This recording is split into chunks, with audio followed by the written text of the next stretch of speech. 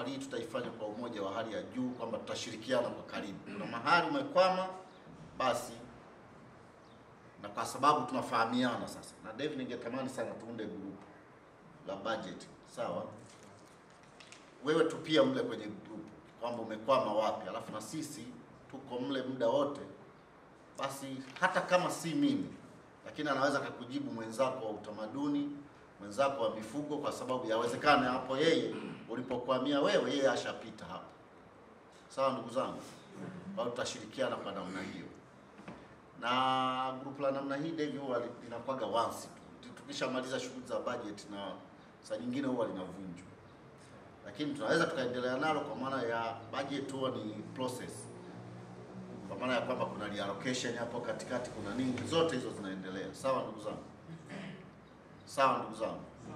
Lakini kama nilivyosema jana kwamba baada ya haya mafunzo sasa, soon sisi tutaandika barua ili maandalizi ya shughuli hizo zianze. Na tutakapoanza, barua yetu itastate vizuri kabisa kwamba katika maandalizi ya budget ijayo tunayoyafanya, budget na ni ceiling ambazo tutazingatia, tuzingatie za ceiling za budget hii tunayoendelea nayo, kwa sababu for the time being tunaendelea kusubiria mpaka mwishoni huko hazina waje watoe zile proper ceiling zenyewe sasa.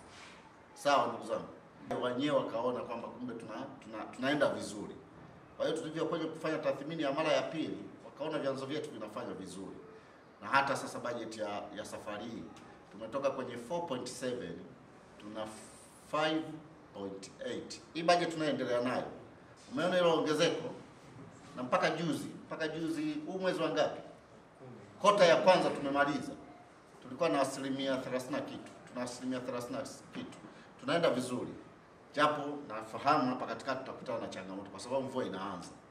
Na mapato yetu mengi sisi ni yanategemea madini ya ujenzi.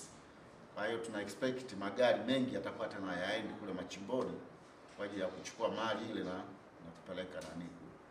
Lakini kuna vyanzo ambavyo lazima tukazanie, kama nilivyosema jana, kwa mfano kodi ya majengo.